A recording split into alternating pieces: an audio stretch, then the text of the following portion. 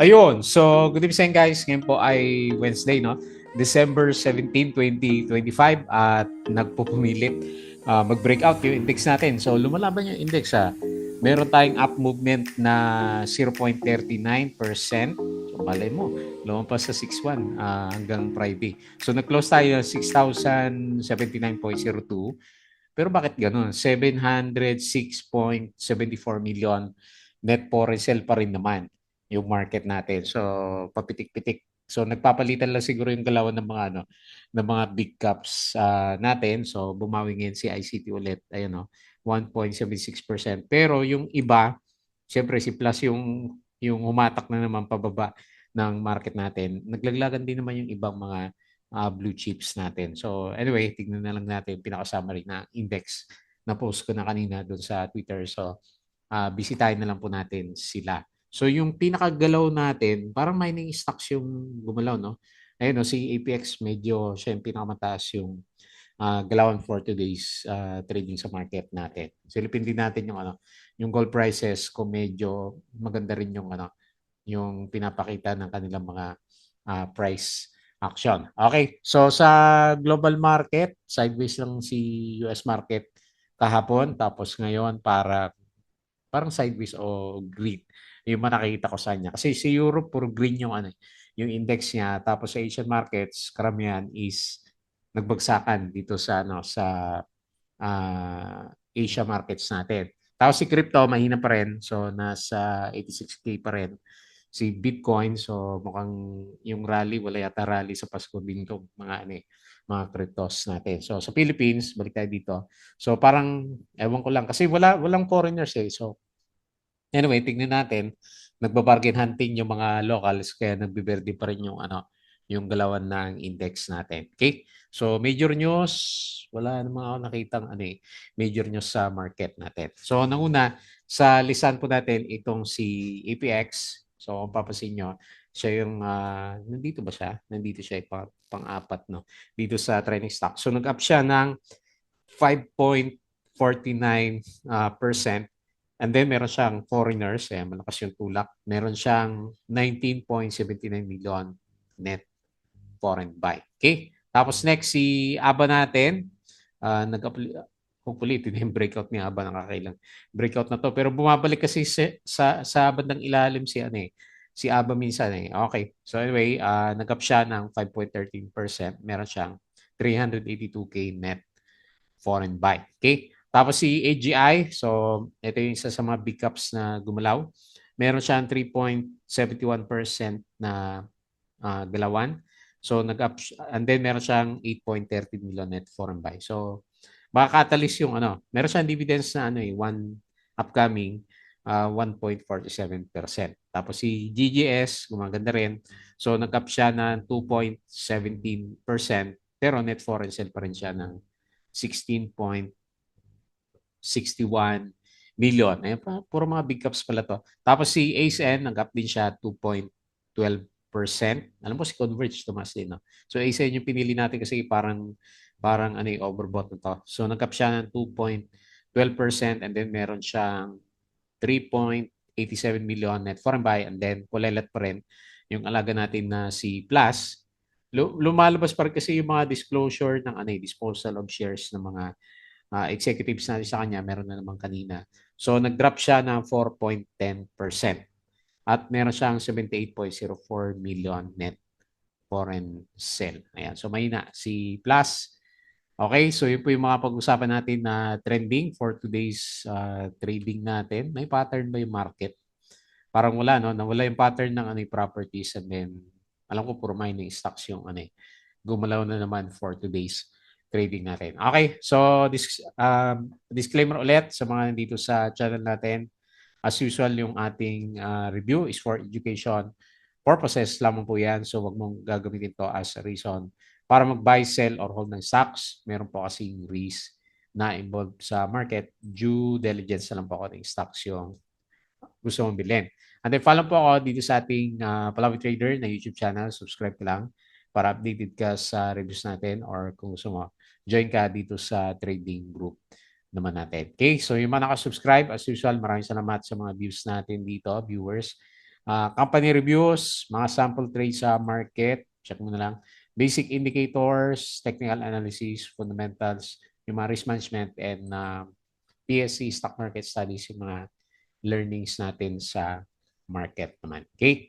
Tapos sa crypto, follow mo na lang po ako din sa Team Palabi Trader. Crypto ko to, yung mga play to earn games natin at saka crypto. Subscribe ka na lang para updated ka sa mga post. Social media, Facebook account na Palabi Trader or dito sa Facebook page na Palabi Traders. Ayan. So follow mo na lang po para update ka sa mga post. Buti ka pick yung mga articles natin sa local market. Tapos saan yung ano natin? Twitter, yung mga news natin. So tignan natin, ano ba yung pinaka-news natin for today? So dito muna tayo sa summary. Pero parang balance lang, no? Yung mga losers at saka winners. So anyway, si China Bank pala yung nagbuhat sa atin. And hopefully matuloy na yung reversal. So nag-up siya ng 4.27%. Si AJ, pangalawa pala to. So nag-up siya ng 3.71%. San Miguel, 2.44%. Ayan, si Converge, 2.4%. GGS, 2.17%. At saka si ASEN, 2.12%. So, ang nag-drop for today, si Plus pa rin.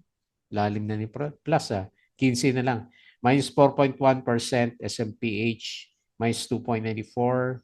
Monde, minus 2%. Si Jollibee, minus 0.9%. Okay? So anyway, siguro China Bank sa AGI yung nakakabawi sa trend sa market. The rest, up down lang yung kanilang galawan naman. Okay? So andito yung pinaka-summary natin. Laglag yung properties gawa nun ni SMPH. So negative 1.3%. So the rest, verde oh. So services yung pinakamalakas sa ICT ano.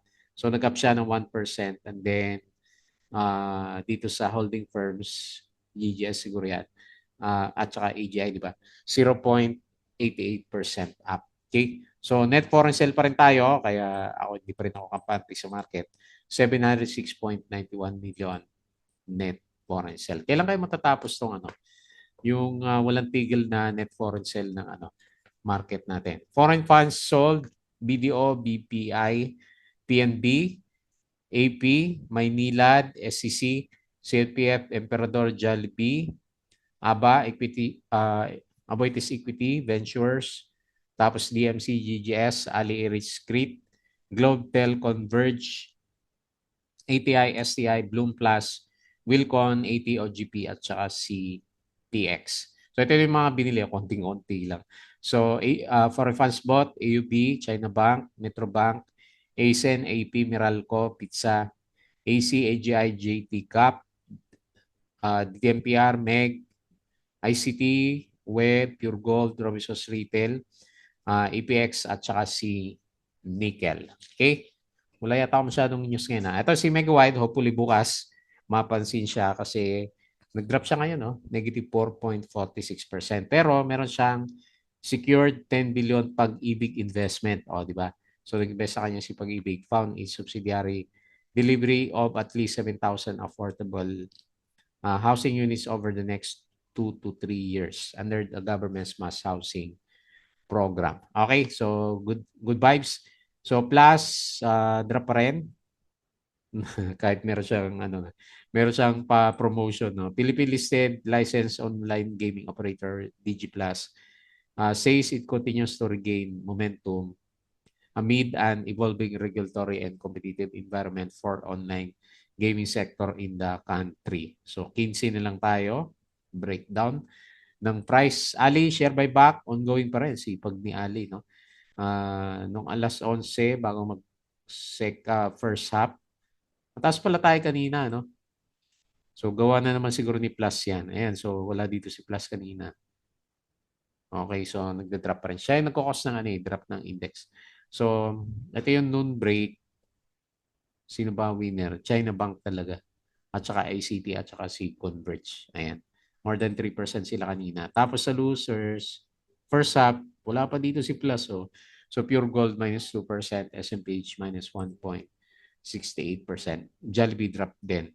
Okay? So Prime Water entered definitive deal with CBH of Lucio Crystal Bridges Holding. Okay? So may agreement kay Prime Water pero hindi parang hindi napansin masyado to si Prime Water. ATI, Maharlika Investment will invest up to 8 billion in Asian terminals. Ayan. Kaya pala pitik ng pitik si ATI noong mga nakaraang araw. Okay? Share buyback, Fruit, Meg, BRN, SM, AGI, at saka si Ali, and then post natin kahapon. Okay? So, konti lang. Wala naman tayong masyadong negative news sa market. Wala lang tayong foreigners. Kaya ayaw pumitik ng index natin. Okay? So, patalasas ulit yung mga gusto ng guide sa trading sa market. Sali lang po kayo dito sa Patreon channel po natin. Okay? So, tingin tayo dito sa index. Ano ba to?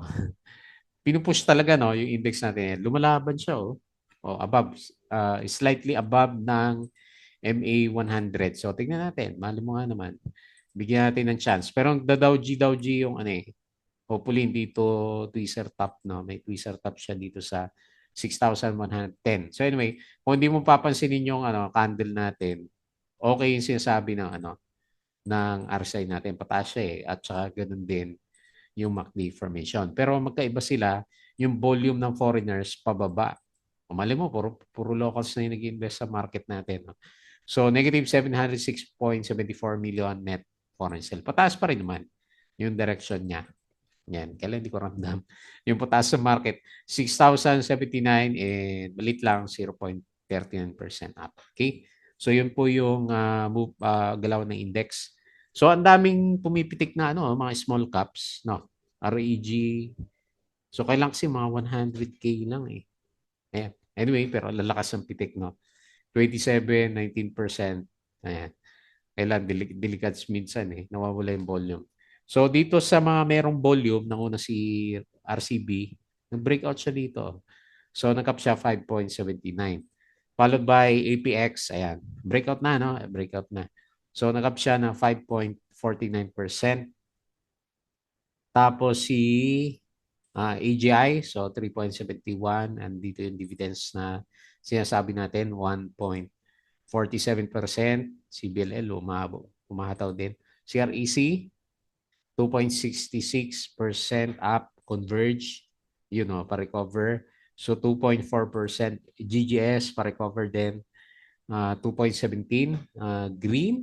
Ato pa rin si Green, ha? Ayan, diretso, no? 2.14%. May volume na lang. Si Mrs. Yi, Nodlot, 1.75%. Okay?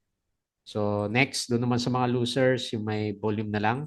Apollo, minus 4%, downtrend si Apollo. Tapos si Megawide, minus 4%. Tingnan natin kung good news yung balita natin na nabasa. CPG, pabalik ulit, minus 4.29 plus. Subaru C Plus ngayon, RSI 21, minus 4%. Tapos SMPH, minus 2.94. DNL, minus 2.65. FNI, ito na yung si Mr. C, di ba? Minus 2.54%. At saka si PhilWeb, pagod na yata, negative 2.19%. Okay? So, yun po yung mga movers at saka losers ng market. So, silip tayo ng konti dito sa galawan dito sa global markets natin. So mix tayo ng galawan kahapon. Pero ngayon parang berde no. Berde pala yung yung futures, S&P futures plus 0.33, Dow futures plus 0.21, tapos si Nasdaq plus 0.37%. Okay? European stocks, majority is berde, pero Asian markets, majority is drop. Ayan. Maganda pa pala nangyari sa atin kasi nag-green yung market natin. Ang pinaka-negative news pala natin, di ba? Yung binobomba na naman ng tubig sa South China Sea, yung mga fisherman natin doon. Yun, pwedeng negative news yan. Okay. So Bitcoin, pababa pa rin yung cryptos natin. Mukhang hindi maganda Pasko ng mga to. So 86K pa rin siya. Nahirapang bumalik si Bitcoin. So 86K, Ethereum 2.9K, XRP 1.9 na lang. Si Sol natin 126 na lang. Ayan. Average ko 136. Tingnan natin kung makabawi. Tapos si Dodge 0.13. Dami naglaglagan na. Pula na naman yung yung galaw ng index nila, no? So Dodge plus 0.46%. Okay? So yun po yung galawan sa global markets. Balik ulit tayo dito and very quick review ulit dito sa mga trending stocks natin. Okay, unahin natin si APX, mga mining stocks. Tignan muna natin yung yung gold prices natin umakyat. Okay, lumalaban yung up siya ngayon ng 0.23%. Ayan. So, ngayon yung catalyst natin dito sa mga mining stocks. So, maganda nangyayari dito kay pa-breakout nag-breakout si APX. So, ayan, all-time high ulit. So, mga holders natin, meron siyang malaking trend, di ba? Yung tinitignan natin sa kanya last time na yan. No? So, baka matuloy na siya dito sa 13. So, tingnan na natin. Meron pa tayong 2 days for the week. So, yan lang yung tinitignan ko sa kanya na trend kasi lalo na ngayon meron siyang breakout sa pinaka-price action niya. Ayan. So, parang ito yung pinaka-major trend na galawan ngayon itong si APX natin. Okay? Congrats na lang po doon sa mga meron. Sina OGP, market ba? Nag-drop si OGP, sina LC, yung mga mining stocks natin. Walang galaw sino pa? 80 at Last Mining. Hindi rin gumalaw masyado, no? Si Apex lang yung PX, Felix Mining. Hindi rin masyado gumalaw. Okay. So mix pala yung galawan ng mga mining stocks natin. Si Apex lang yung malakas nag-up ng more than 5%. 5.49. So nag-close siya 11.92. Pero meron siyang tagatulak talaga, no? 19.79 million net foreign buy. Okay? So maganda yung chart na pinapakita, RSI, MACD, price action, volume okay din. Average lang yung volume ni APX natin. Okay po. So yun lang nakita natin. Next, ABA. Finally, nabuhay na rin tong si ABA ulit. Tignan natin kasi nakailang untog na siya. 1, 2, 3, 4, 5. So pang-anim na try niya. So baka ito na yung kasi hindi naman na siya bumabagsak eh. Baka yun na yung inaantay nila na breakout. So meron tayo resistance dito sa 0.47. Okay. So pwede mag-console na matagal pero packet naman niya yung RSI natin. So baka sumunod na rin siya for the coming few days. Okay? So okay yung galaw ng MACD, okay yung galaw ng RSI, ayan, bullish. Okay, hopefully reversal na lalo na may volume siya ulit. So nag-close si ABA may ugali nga lang to pullback no. Nag-close siya ng 0.41. Meron siyang 5.13% net foreign buy and or rather gain and then 382k net foreign sell. Next, AGI. So nakabawi ito no. Kala ko lulubog na rin to eh. Ayan, nag-double bottom dito sa 6.4. So mukhang yun na yung retest niya sa support sa around 6.38. So ngayon, tignan natin bukas kung maka-breakout tayo dito sa MA100. Yan yung pinaka-current resistance niya for today kasi ito yung, pwede rin naman hanggang dito sa bandang taas kung magkaroon siya ng breakout. So sa ngayon, yung price action natin, meron tayong resistance dito sa MA100. Okay? Hopefully ito na yun, no? Double bottom, triple bottom. So tingnan natin kung magre-reverse ulit, pabalik ulit sa 9 si AJ natin. Okay? So meron siyang upcoming dividends na 1.47%. Ang ex-date natin is December 19. Okay? So bantayan na lang kung meron kayong hawak na AGI. So gumaganda yung mga itsura ng mga indicators at saka price action natin. Okay? So naka-breakout na siya dito sa RSI 50. So nag-close siya ng 7.26, up siya ng 3.71% and 8 million net foreign buy. Okay? Next, another big cap. Puro big caps pala yung pag-uusapan natin. So GGS naman, so nagta-try na siyang bumalik. Ayan, nag-breakout na sa MA100. So tataas ko na dito sa ayan, pwedeng ito yung channel niya. Dito sa 25, no? Okay, tingnan natin kung mabasag natin for the next 2 days. Ang ganda maka-breakout yan eh. Kasi okay, nag-pullback kasi yung properties eh. Sina Ali, iniisip ko eh. So anyway, above siya ng RSI 50. Okay naman yung earnings siya. So nagre-recover yung price action. Kailan net foreign sale pa rin siya, no? Hindi pa rin maubos. Negative 16.61 million net foreign sale.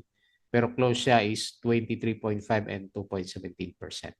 Okay, okay na yan. Mas maganda na. Kaysa nung nagtatry siyang, meron din siyang double bottom dito sa, malapit sa 20 pesos.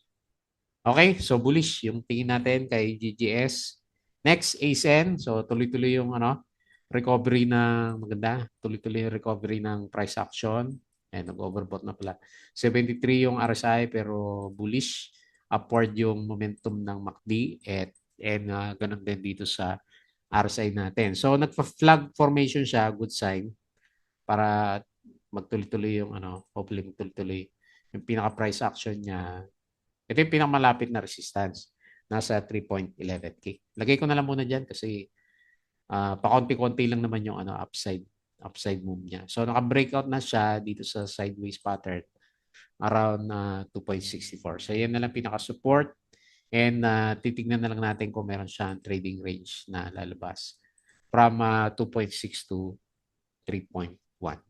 Ayan, maganda lahat ng indicators niya kasi nag-breakout na sa MA100. So nag-close tayo 2.89, up siya ng 2.12% and meron siyang 3.87 million net foreign buy. Okay?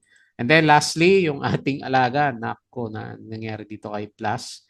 Pero pa rin siyang may nabasa pa rin ako disclosure kanina. Nagbebenta pa rin yung executive natin kahit na 16 pesos yung price. Ayan. So may nag-i-exit yata kay Plus natin. 300K yata yung Hindi ko tanda kung shares or pesos eh. Basta may nakita ko 300K na disposal of shares para dito kay Plus. Okay? So, meron siyang clear-cut na breakdown ng support. Mukhang magre-retest na nga tayo dito sa around 13 pesos. So, hopefully hindi umabot kasi oversold na. Nasa RSI 22 na. Walang may gusto ng Plus natin. Umaga, berde, pero pagdating sa hapon, laglag pa rin yung pinaka-price action. So, dito na lang ako tumitingin sa range na to. Wala pa yung doji na reversal sign. Kaya watch mode na lang muna or watch out. Ayan, kasi oversold yung stocks natin. Okay? So pababa lahat ng indicator. So very sign for the short term para kay Plus. Kahit na meron siya mga nilalabas na mga paminsan-misang disclosure, di ba? So hindi pa rin makalampas sa price action niya o sa downtrend niya itong si Plus natin. Okay? So nag-close siya 15.9, bad sign. Negative 4.1% and 78.04 million net foreign set. Okay? So balik tayo dito sa index. Ewan ko ba't ganyan yung galaw ng index natin. Umaakyat yung price action pero araw-araw pa rin lumalabas yung mga foreigners natin. Hopefully, kung meron man negative news sa market natin sa Philippines, hindi ganun kalakas yung drop natin. Kasi wala pa rin eh. Hindi pa rin natin makita yung yung pasok ng mga foreigners dito sa market natin. Nakakaano pa rin, di ba? Gusto pa rin mag-ingat na mag-trade kasi nga hindi natin makita yung pattern ng mga stocks din.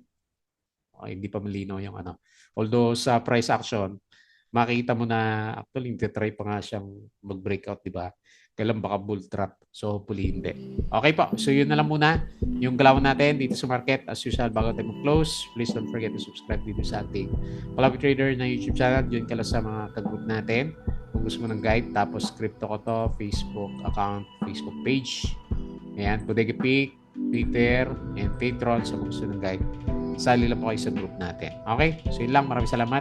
Kita ulit tayo bukas.